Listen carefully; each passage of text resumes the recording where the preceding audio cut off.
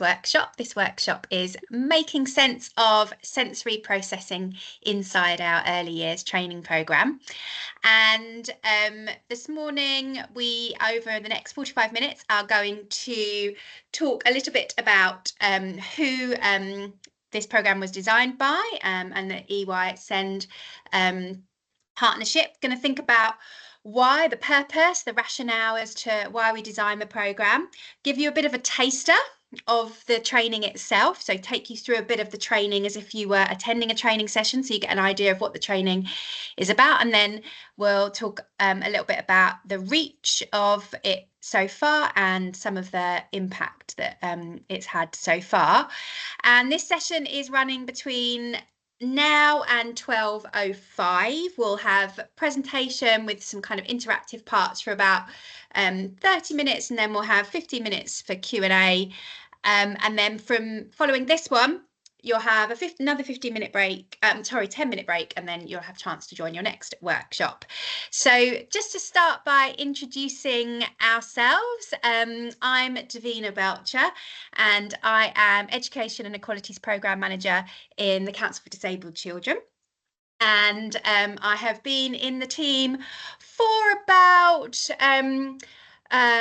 6 months, but I've been working for NCB for our early years programme in Lambeth before that. And then before that, I was in primary schools for 18 years, and I was a head teacher up until 2020, when I kind of moved into working with NCB. So really good to see you all with us today. And I'm going to be presenting with Addy. Thanks, Davina. Hi, everyone. I'm Soni. I'm Programme Coordinator in the Education and Equalities team. I am part of the Secretariat of SEC, which is the Special Educational Consortium, and I'm also working on the Mayor of London programmes, Healthy Earliest London and Healthy Schools London. I think I also have experience with schools, but that's probably being in them. Davina, back to you. Thanks, Addy. That's a little bit about us, and we're going to start this session by watching a really short video, actually, as a bit of a warm-up to what we're exploring together today. As we watch this video, think about the video and kind of reflect on how it makes you feel and the experiences of the person in the video. But also at the same time, in the chat, you can introduce yourself with your name, your role, or your reason for coming along to this session, and any reflections you've got on the experience of the video. So we'll watch the video for about a minute, and you can put your comments in the chat. Thanks, Addy.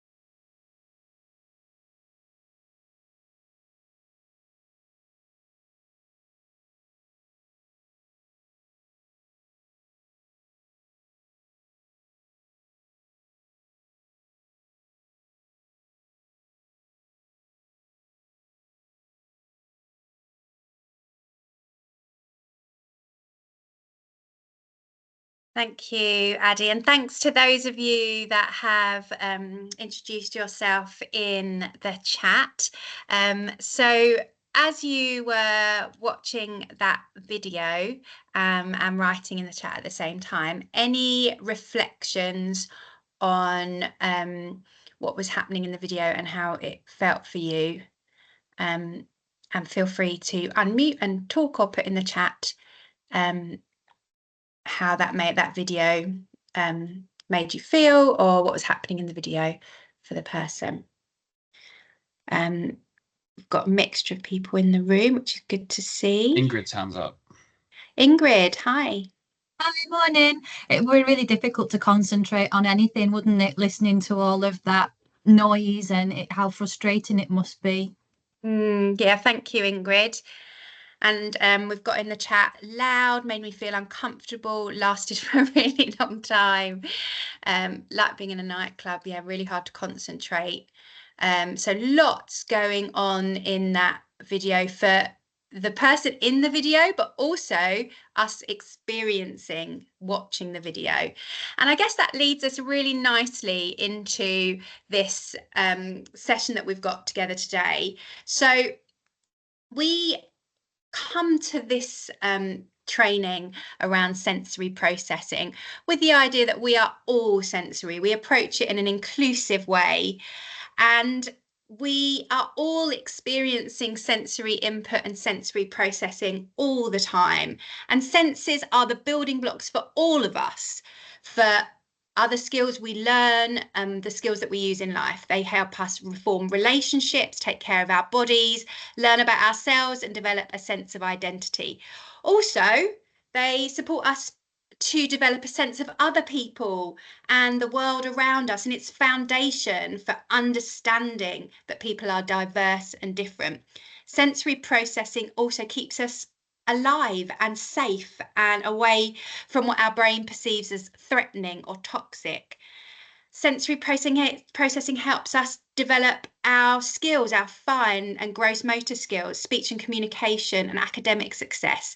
How we process our sensory world has a profound impact on our emotions and our emotional development. So we are all sensory. And although today we might think about those experience sensory differences or sensory difficulties, we approach it from the lens that everything that is as part of what we talk about in our sensory processing training is applicable to all of us and all the children that we work with. Addy. Thanks, Davina. I'm just going to share a short introduction to the EY-SEND partnership, and that is who this training is created by. So the EY-SEND partnership is funded by the Department of Education, and it contains 6 partners: the Council for Disabled Children, the Early Childhood Unit, which sits inside the National Children's Bureau, Dingley's Promise, Contact, NASON, and Speech and Language UK. Each of the partners deliver specific training on their own specialisms, and the partnership supports areas across 75 family hub areas. There are 3 key activities that the partners carry out. Those are strategic support through the family hub networks, targeted practitioner trainings, and open access parent carer trainings. And some of the trainings that the Council for Disabled Children provides are on sensory processing, the Equality Act, ordinarily available vision, and the home learning environment. So I'm just going to talk a little bit about the purpose behind the training and the rationale behind its creation. So the EY-SEND partnership recognized that autism and sensory needs associated with autistic children is growing in prevalence, and therefore wanted some training to focus in on. As you can see on the slide, this is demonstrated by the 350% rise in children waiting for an autism assessment since the COVID pandemic. The training was developed in December 2023 alongside occupational therapists. And although sensory needs are often associated with children with autism, this is also relevant for children with other SEND needs, but also without SEND needs. We believe in meeting the needs of children and not just about implementing strategies as a result of diagnosis. This is very much needs-led. Although, as it says on the slide, the training was originally for practitioners, it has since been adapted for parent carers and is also now CPD approved. Since this was created, it's now been commissioned by a couple more local authorities and the Great North Stronger Practice Hubs. So I've talked a bit about who designed the training and why. The title of this workshop, is Getting Inside the Training. So rather than talking about it, we thought we ought to give you a little taster of the training. We're going to be focusing specifically on Unit 1, which looks at the increased awareness of the sensory processing system and to develop increased understandings of sensory processing differences and how they may present in younger children. Let's start by looking at how a human body is built at the most basic of levels for survival. A stimulus reaches the human body, for example, like a noise. This goes into the body through sensory receptors. Information reaches the brain. The brain interprets whether the sensation is a threat or not, and identifies if there is a need for a survival response. This is fight, flight, or freeze. If no survival response is needed, then the brain understands that there isn't a need to allocate further time or effort. As we all know, brain space and activity is precious, so it can just ignore it. This is called habituation and is an important concept.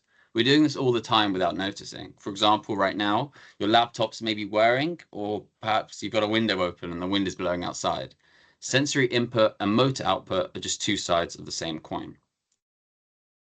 So a little interactive section. I'm going to ask everyone to please use the chat to name as many senses as they can. There's no time limit on this, just I guess until we see a few senses. So you can use the chat, or you can just unmute and say them.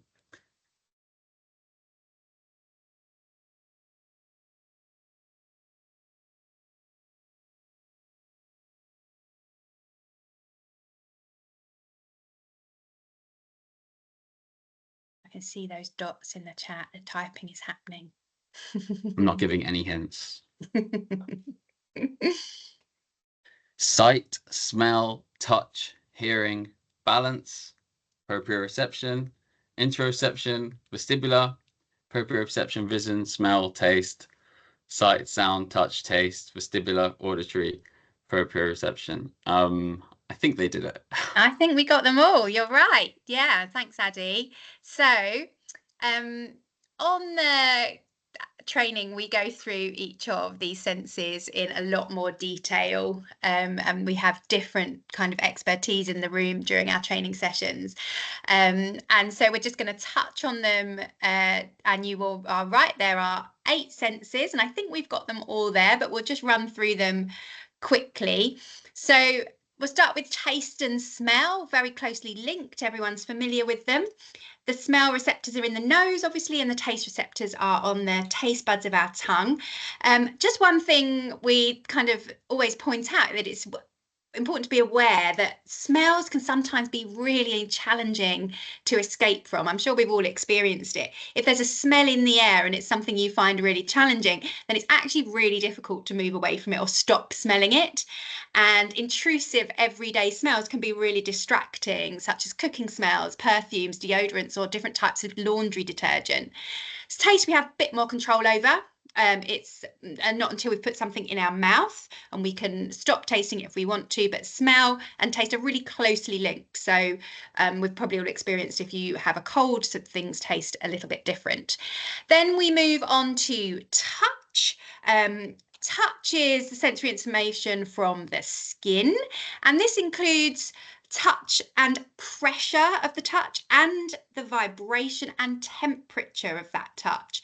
When something touches the skin, that information is sent straight away to the brain, and it is a sensory warning system, and reactions to the skin touch are often a lot more intense than other potential sensory stimuli, because if something is touching your skin, it means they're already right next to you, and so your flight or flight reaction often happens quite quickly around touch. It's something to kind of bear in mind. Vision is the next one we all know. It's again a very clear early warning system, lets us know potential threats or good things in the far distance that we want to get close to. And it's why we can be really easily distracted by visual sensory information, as our brain is wired to check immediately if what we can see is dangerous or not. Next one is hearing. Very similar, is another early warning system for our body. It lets us know what is happening around us and also in the distance. And it supports us to keep ourselves safe. We rely a lot on it, our hearing sensory stimuli, particularly, for instance, if you're crossing the road. And also it tells you what's happening on different sides of your body to where your eyes are facing at that moment. And so your senses work together, particularly around that warning system. We all got in the room, this is not one we always get when we're doing our training, but proprioception, your hidden sixth sense. It's essential to coordinated movement. It's the awareness of where our body parts are in space. And a simple example of proprioceptive sense in action is when we walk. We don't need to look where our foot is. Our foot or leg isn't really touching anything until it hits the ground, but our brain knows how high to lift our leg, how far to move it forward before we put it back down again, and how forcefully we put our foot back down again. That's because of our proprioceptors. They're helping our brain control the movement. And also, they help us know what our limbs are doing without looking at it. So for instance, when we're opening a packet of crisps, we judge how forcefully to open that packet. So really, it's just a great way of not wasting good crisps by spilling them all over the floor. So our proprioceptors are working without us even thinking about it a lot of the time. Next one, interoception. And if you didn't know already, you probably already guessed, intero means inside. It gives us information about our internal body systems. Are we hungry? Are we tired? Do we need the toilet? Is there pain somewhere? Interoception is really important to help us understand our internal body needs. And when we're thinking about early years children, thinking about toilet training, for instance, that's their interoceptors, they're training and learning what those signals mean to them. If they feel like they need the toilet, what does that actually mean in a what response needs to be given to that sensory feeling? And then the last one is vestibular, balance. It's really important, and balance isn't all that it does. It's the senses are coming from your inner ear, and at all times it's not just helping you balance, but it's helping you know where you are and how your head is affecting how you feel. So you can move your head up and down, side to side, left and right. You can tilt it from ear to ear, and our brain is constantly processing the position of our head to understand where we are in space. Are we sitting up? Are we sitting down? Are we standing up? Are we moving forwards or backwards? And it also monitors your eye movements, and so that your eyes can stay still, for instance, when your body is moving. So there's lots going on, and a lot of this is done subconsciously. Okay, so what happens with that sensory input? So once the sensation of all of those sensory inputs has followed the neural pathway through the nervous system to the brain needs to become aware of the presence of the sensory stimulus. And sensory registration is the moment when the brain acknowledges the sensory information, and it's the kind of aha moment. We don't have time or space in our brains, as Addie mentioned, and so this moment is really important because it helps our brain know whether that information needs attention or not. If not, we should be ignoring it. And for most people, this happens, as I mentioned, without our conscious awareness. We simply wouldn't be able to manage responding to every single sensory stimuli. And then the brain needs to become aware of the presence and then process it. The term sensory processing describes the activity that happens in the brain to make us make sense of the sensory input that it's received. The brain is constantly receiving and processing information, and once it's processed, it will produce a response. For example, a dog hears a sound, it will likely wake up, move off the sofa, and it might bark if that sound is unusual. It's registered it in the brain. It's registered it's heard a sound, it's processed that it was unfamiliar and produced a response by barking to that sound. Very simply put. So, thinking about all of this sensory information that young children and ourselves are processing all the time, there is a lot to think about within the input, the registration, the processing and the response. And so we're going to look at a really helpful model in order to support us to think about different patterns in this sensory processing behaviour. We all process differently. For instance, there are certain sounds or certain sensations of sensory input that we really enjoy, and then we'll seek those out. But actually, on the other hand, there are certain stimuli that we absolutely can't stand, and we will try and avoid them. So let's look at what the evidence tells us about sensory processing, how this is working for us. And there's a particular growing body of evidence that describes sensory processing as one of the most important factors in human behaviour. And there's a particular piece of research that we're drawing into this training, and that was carried out by Winnie Dunn in 1999. And this was on the basis of working with over 1,000 different children with and without learning disabilities.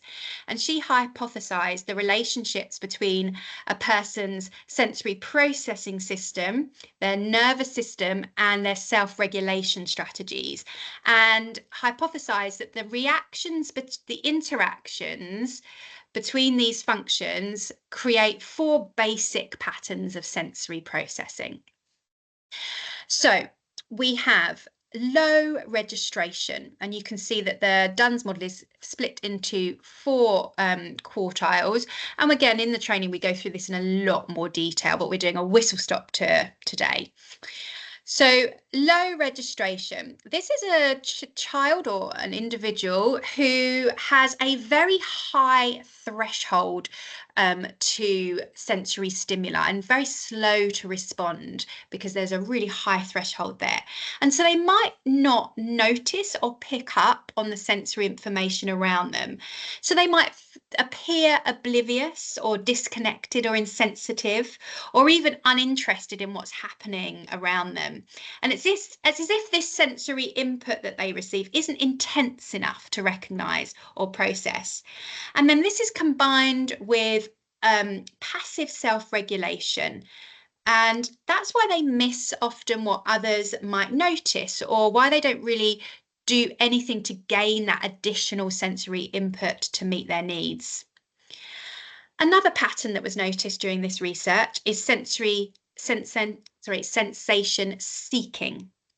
And a child or a person classified as sensation seeking has, again, a very high threshold, and so doesn't recognise or process all of the incoming sensory information. However, contrary to low registration, these children may actively try and gain that sensory input to meet their own needs. So this might be the children who you can see jumping up and down, spinning, clapping, or come really close and put their ear up to the TV or smell objects. They're seeking that sensation that they're not getting.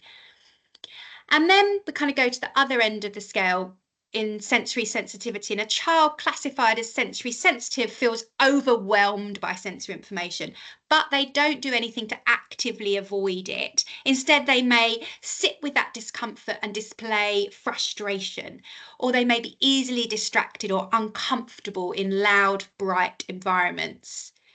And sensation avoiding feel the same. They often feel overwhelmed by that sensory information, but they will do things to actively avoid the stimulation. They might run away from loud noises or busy environments, cover their ears, or insist on wearing gloves when they're touching certain material. So thinking about those 4 patterns and what they look like for processing and response, and often responses we see come out as kind of different behaviours from particularly with focusing on young children today, but as I said, this is for everybody. We're going to have a little look at an example. So this is Priya. Priya is 4 years old and lives with her mum and dad and older brother. And we're going to have a think through some of Priya's life and her experiences of life, and think about where the different areas of Dunn's model would help us understand what's actually going on for her. And in a moment, we're going to put a poll into the room and ask you to think about which areas of Dunn's model might be relevant for Priya, but I'll just read it through it quickly. She tends to slam doors in the house and squeezes her parents and siblings really tight when she hugs them. However, when her brother brushes past her or touches her, she holds her arm and shouts, "He hit me." And when she's in the park or the soft play centre, she often avoids other children and looks uncomfortable if they're too close. So what is going on for Priya, and what areas of the Dunn's model would help us understand what's happening for her? Addie's going to put a poll in the chat. If it's appearing right in the middle of your screen, press the X and it will go into your chat box and you can vote which areas. There could be one area that's happening for her. It could be more than one. Put where you think, and then we'll have a little chat about it. If it's the poll's not working, just write it in the chat.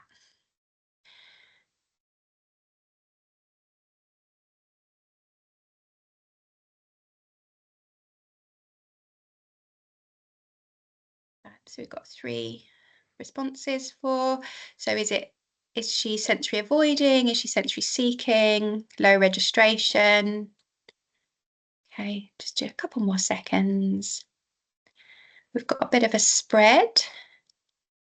So quite a lot of people have said that she's experiencing sensory sensitivity. Would anyone feel brave enough to unmute and say where they feel that Priya is experiencing sensory sensitivity?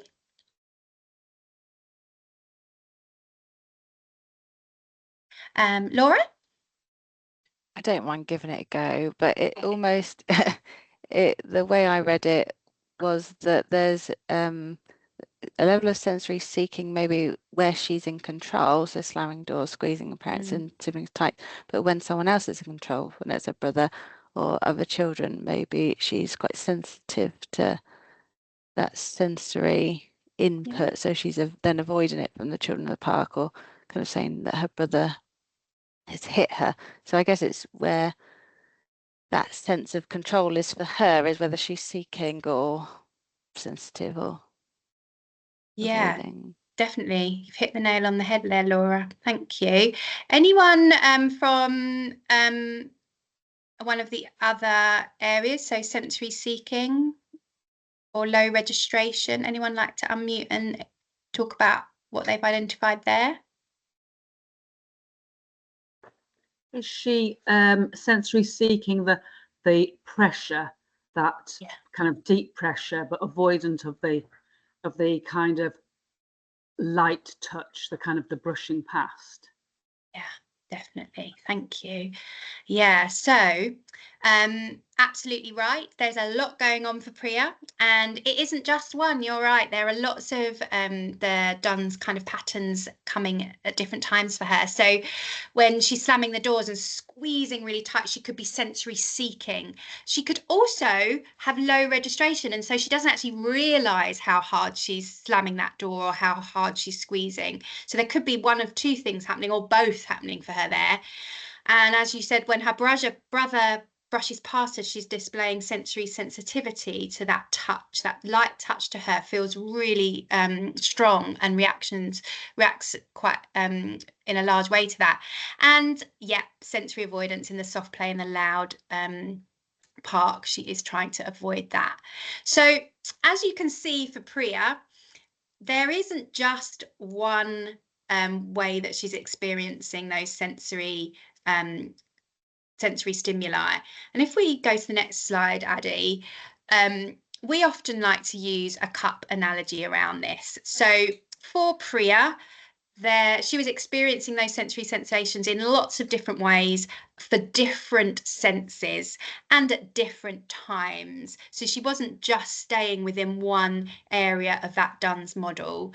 And we use this analogy because it's helpful to kind of think about it. And in some of our training, we actually ask people, and this is an activity you can do with children, ask people to draw their cups for their different senses. So we all have different size sensory cups, and they can vary between different sensory systems.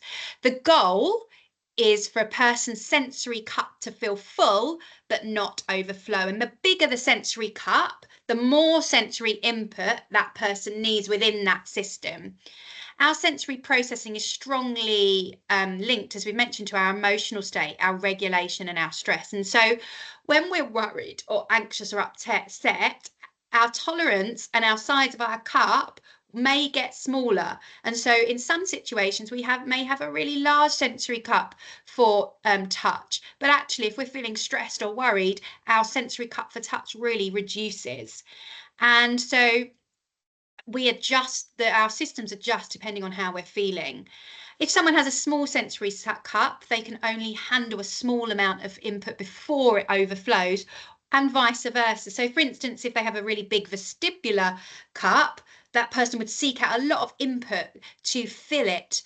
But it's important that, as we've said, sensory cups may not be the same across all sensory systems. So just because a child has a big sensory vestibular cup, they may have a small auditory cup.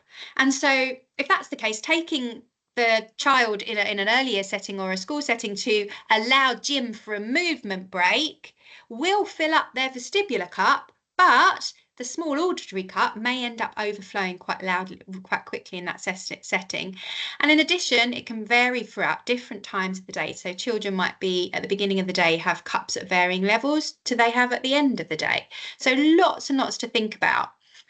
And as we mentioned, we've kind of just whizzed through a bit of a taster of the first stage of our training.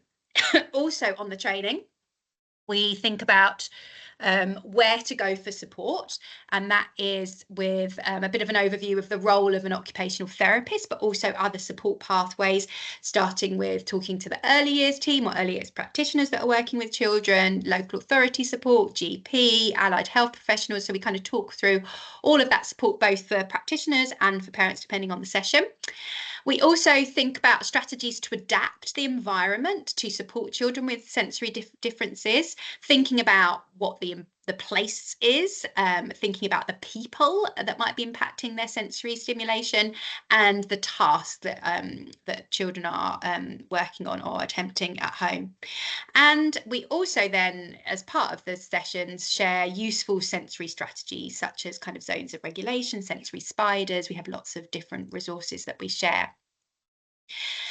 So as we mentioned, we were giving you kind of a bit of a taster of the training, and now we're just going to really quickly think about some of the reach and impact so far, and then we'll go into some Q&A. Thanks, Davina. I also just looked at the time. Yeah. Great, so thanks. Here are some numbers that represent the national outlook of this training. These are all from the last 8 months, and should mention that we are fully booked for upcoming sessions, and the team have even added extra sessions to accommodate for the demand. You can see we've had 291 practitioners attend the training in the last 8 months. And these include senior leaders, SENCOs, local authority SEN teams, health practitioners, teachers, and learning support assistants. And then also, as you can see, there have been 38 parent and carers that attended. And this is because it's a relatively new edition. And also these sessions are held in the evening, where understandably people are a lot busier. And finally, I just wanted to share some comments, some feedback that we received at the time of our training. We had 100% of attendees saying that they had an increase in their own understanding around sensory processing, and that they felt more confident in supporting children who are experiencing sensory processing differences. These quotes demonstrate how those attendees will be applying their understanding and confidence both in the workplace and also directly impacting the children they work with, as well as at home. The bottom right quote I should mention is from a parent. The UISEN partnership are currently exploring ways to further measure the impact and demonstrate the difference that the work they do makes, and at their upcoming national seminar in March, they're hearing from LEAP, that's the Lambeth Early Action Partnership, who are part of the National Better Start programme, to learn from their expertise and experience in creating and implementing shared measurement systems. This seminar is open to everyone, so if you'd like to join, we will paste the Eventbrite link in the chat. I'll do that in a second. Thanks, Addy. So there's never enough time in these workshops. However, we have kind of come to the end of our whistle-stop presentation. And so it'd be really great to hear from you any questions, any thoughts, any reflections on what we have kind of started talking about today. Any questions?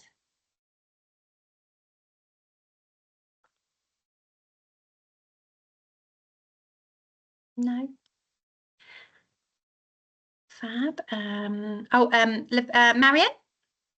Yeah, I was just going to say, not a question, but a comment. Absolutely powerful. Absolutely right to get this into early years. Our occupational therapists have developed a whole parent coaching approach for early years, co-designed with parents, where we sort of explain stuff about sensory and then other functional things, particularly aimed at children presenting with social communication features. We've been running it now for a year. The feedback from parents and the impact has been absolutely outstanding, so much so we're developing a key stage 1 resource that some of those families are then coming through to, but the whole emphasis on this parent coaching to enable them to understand their child, understand how they can impact. A lot of it focuses on sensory, but just to sort of throw it out there that that's where we've taken things. Amazing. Thank you, Marion. That's really interesting to hear. Yeah, the parent and carer one has definitely picking up pace for sure. Understanding how they can kind of understand their children more and work with practitioners in a kind of joined up way. So that's really great. And I love the idea of coaching as well. Any other thoughts or questions?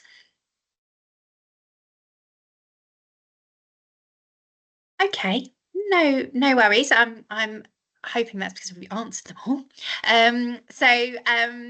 Thank you so much for joining. And as we mentioned, we actually work for the CDC, Cancer for Disabled Children, but we are also part of the EYSEND partnership. And if anybody was interested in getting in touch with us and kind of wanted to ask any further questions or follow up, then we've just put our email address in the chat and someone can come back to you. We're always interested in talking to colleagues.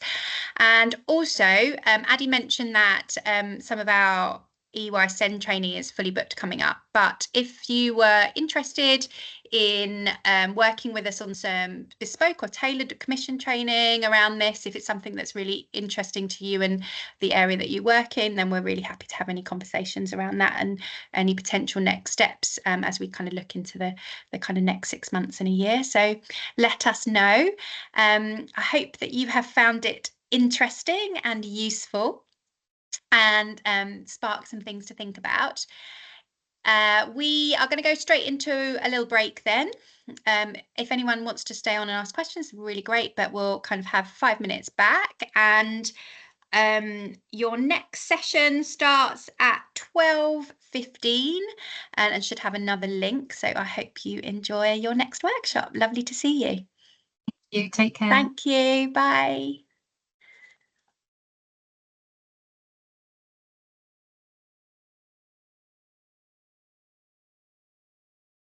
Thank you. Bye.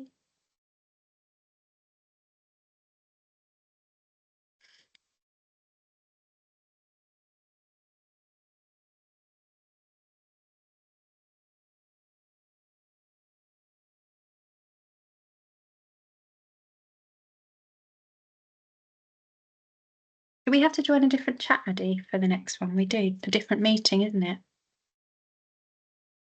I can't hear you on mute. I'm on mute, yeah. I said yeah, and we have to set up the poll again there.